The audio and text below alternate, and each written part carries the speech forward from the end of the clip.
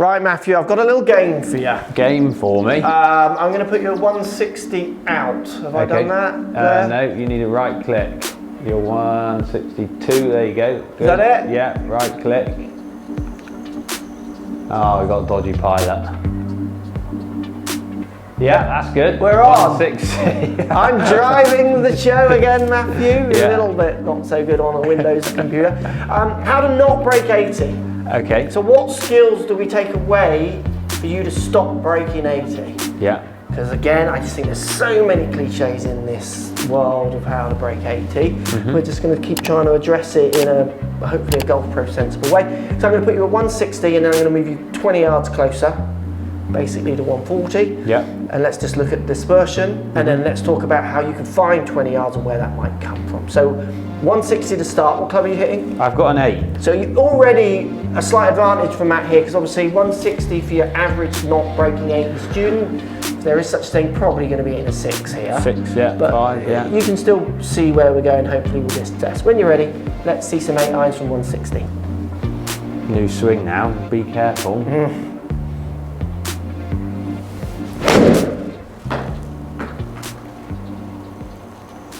Good shot. Oh, that is a good shot. That is a nice shot. It's got the green semi-firm, but I would say it's a fair summer green. It's very firm. You've put it right at the No, top I end, didn't. didn't It's you? medium. Is it? This is very similar to what you'd play on in a British summer. Oh, it's a bit right. Uh-oh. Not a bad shot. Ooh. Kick left. Kick left. Done all right, that. Yeah, it's good. Oh, that's a lefty. Cool, there you go.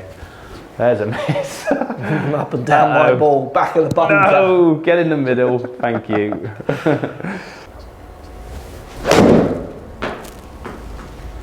Good shot. That's a great shot. Sit down. Sit. Yeah, it's good.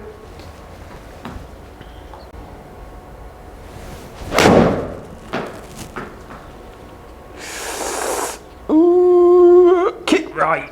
Oh. Okay, let's do one more shot.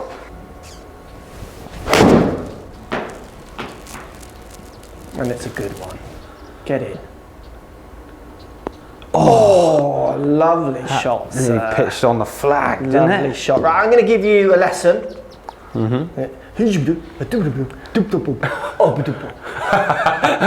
we're now giving you 20 yards off the tee. Okay. So we're going to go to 140. Yeah. Choose the club. Let's see what happens. I reckon in the comments down below you can guess where this is going. We'll also show you maybe a cheap way of where 20 yards might be already in your bank balance already. So 140, you choose your club. So before I hit these, Yes. but that's quite good for me. I thought they were good shots. I mean, it's in a very we've got a green which is a very narrow opening. Yeah, you put it pin right at the front. I didn't. The narrow part. But Thank you. So it's a narrow part. So even the two that went in the bunker, if you were hitting a club that went to the back of that green, you probably would have found the green. So I agree, they were good shots with some birdie chances. And again, let's put it in perspective. Matt was hitting an 8 iron there. Yeah. If your average player is hitting a 6 iron, then go. So you've gone from an 8 to a wedge? I did, yeah, this is right on my limit, this, but I reckon the bunching will be just short of flag if I don't quite get it there. Yeah, yeah. So, and then if someone's going, your average person watching is going from a 6 to an 8. Yeah.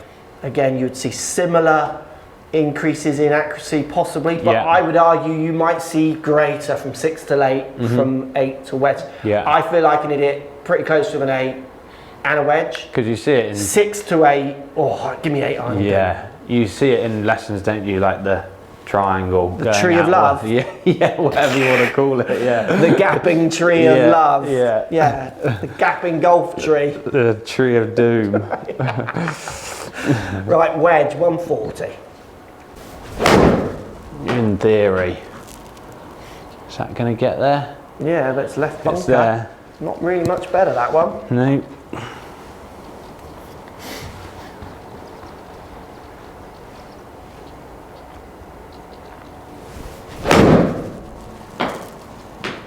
Good shot. Pitch. Oh, That'll kick right in there, surely. Oh, no. That's unlucky. Good shot, though. That's a birdie chip or putt. On the fringe, isn't it? Yeah, Definitely a birdie. Yeah. Chance, that one.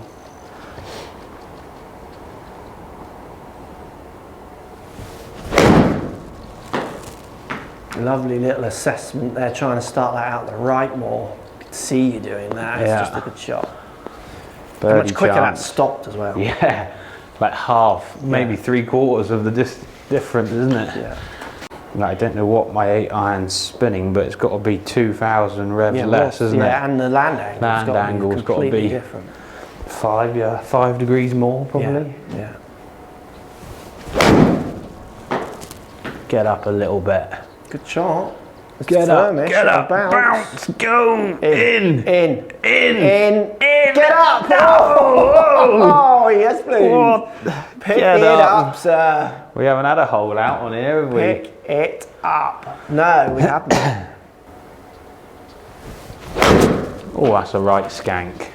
Straight at it. Love those though. You skank that again with an 8, could go anywhere. 6, Get really on. Desperate. Yeah. One more then. One more. And we can see the pattern. Yeah, look at it up there. It's dramatically different.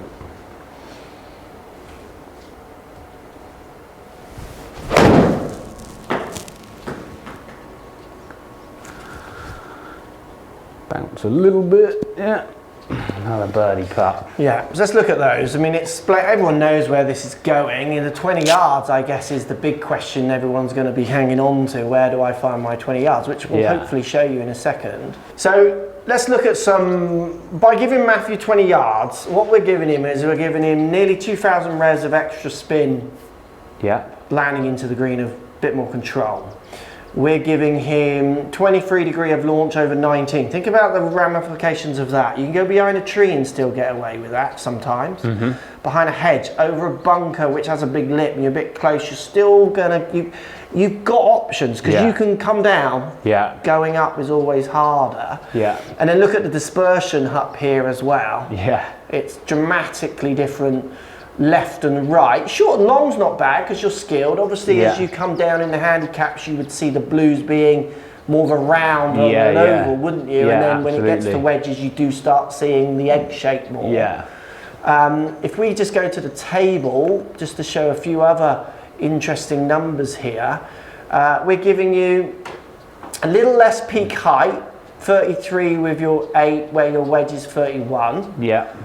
But descent angle is a little bit more, 49 from 48, and it's that extra spin. So a little bit better descent with a bit more spin and a higher launch. There is a 23 in there, which I thinned and launched at 19 on this my one wedge. Here. Yeah. So if we disable that one, skew whiffing because that's it a little miss bit. hit, you're saying. Yeah, the launch is higher and the peak height's pretty identical. And then the descent angle is nearly 2 degrees, or is 2 degrees difference now. So the advantage of getting 20 yards closer to that green, on that instance, are just massive. Yeah. Aren't they? Yeah. Absolutely massive. To the pin, you're averaging 11 yards with your 8 iron, which you'd want better than that, but it's still not for how narrow that was. Yeah. And then you're down into feet, aren't you? What are you, 19.1 feet? Yeah. With the wedge, just dramatically different. So what I want you to do now is just grab a driver. Yeah. And let's discover 20 yards. Driver got. Driver. Is that a Maverick, sir? I see? Handcrafted one. In your hands. Yes. So I want you to hit a drive now where you hit like a 20-yard slice onto target. 20-yard slice. Hard as you can. Try and hit it far. Yeah. Oh, blimey, that's a good target That is, look at your streams up there in the top right. Oh, is that the other hole? Yeah. Because I put your, that's clever. That is on target. Drive. Okay, now I want you to hit a, what your normal numbers.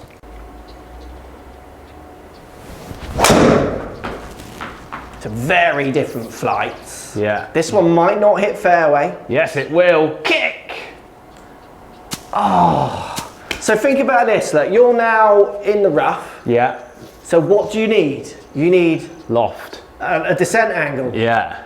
Your spin's going to be ripped away from you, so you want as much as possible. Do you see what I mean? It's just such an interesting and good little demonstration there. Yeah. If we have a look at the difference of what you've actually done on those two shots. So driver down here at the bottom. Let me go to club to start us off. So your 20-yard slice, which is a great shot, hit fairway. You were 4 down almost compared to nearly 1 up when you hit your standard shot. Yeah. So 5 degrees in attack angle there. Straight away, Matt has just got yardage in the bank by changing those two. Yeah. You're minimising distance to maximising on how you've changed angle of attack. Obviously then you've got out to in glancing blows of 7 compared to in to out glancing blows of 2.8. So basically, don't get bogged down in out to in and in to out. It's more the glancing blows of 7 to 3 on the club path. And then even though that's why your first shot was quite good, the face was relatively controlled. It's that up and downness there for me. Yeah, it's and just completely controlling the loft with that angle of attack is where you're going to see those spin lofts change that spin. Yeah, so you've delivered pretty much the same loft. Yeah. But you've got to add nearly 4 degrees onto this spin loft, taking it up to near 19 degrees of spin loft, which will add spin, which I'll show you that in a second. And then you're 1 up, you need to take 1 off that 14.9, so you're down to 14.2 spin loft. It's a massive difference. So if we go to ball, what do we see different there? Well, we see 3-4 spin to 2-7. Yeah. Massive difference. What were you like at keeping the club head speed the same? Did you cheat or not? Yeah, so you are far, and this is something, so ideally in a perfect test you'd have kept them the same. Yeah. Because it's your club head speed is gaining you the yards, which we'll look at in a second as well. Yeah. If everything was equal, if you were able to keep those speeds the same, the up to the down equivalent hits, as long as the loft's maintained, like you say, you're gonna see extra yards, aren't you? Yeah. Even if the swing speed was the same there, that's probably 18 yards difference maximum. Yes, and what is the difference you've gone? And I'm 28 different there. Yeah. So I'm still at least 10 more, even with the same club head speed. So you could have gone those 2 deliveries, you've got 10 yards. So rather than the 8 to the wedge, you've gone 8 to the 9, which again you would see the same issue. So I mean, these are patterns I've seen in lessons for years, people wanting to hit the ball further, and I just see them leaving so much on the table. 7.5 launch compared to 12, 3.5 spin compared to 2.8 if you want to round it up. Yeah. Like that, you're seeing lots of yards there anyway, aren't you? So if you want to improve, you want to break your 80 score with any level of consistency, being able to hit a club that's spinning at 8.2 compared to one that's spinning 6.4 on a medium to firm green, gets firmer, if I firm that green up, this just gets harder and harder with these approach shots. Yeah. Matt's attempts at birdie with the wedge just increased massively compared to having to hit the 8. So we all know hitting it further, I'm sure hopefully lots of you know, it just helps. There's so many yardages in you if you can improve your delivery, certainly with this big stick. There is not many people I get who come for lessons and I think that driver's exactly where I want it for delivery.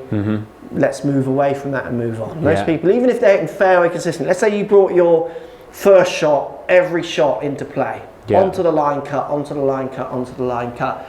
You were 14 wanting to get better. If everything else was in place, like short game was acceptable, we would have to have a discussion of your 4 down to your 1 ups because I reckon as well the amount of people down that lens that go for a lesson and hit 7-iron in a lesson and don't even get to this thing is a high percentage. When I was teaching full time, people would come, what's the problem? Driver's the problem. Cool, grab your driver. Are you warm? Yeah, I've been on the range. Grab your driver. What, you don't want me to hit 7-iron? You just said your driver's a problem. Yeah. I've only had lessons with them. They always get me to hit 7-iron. Well, you probably fall down with your 7-iron. If you fall down with your driver and not hitting it brilliant or with loads of speed, we're going to change that. So why would I want to see you hitting a fall down? It was such a it was because I always thought that was because pros didn't want to do lessons with drivers, because before launch monitors and they were just talking lots in cliche. When someone's not getting any better in a lesson, it's hard, isn't it? Yeah, you want to get out of it. Yeah, I can't out this person. This is hard.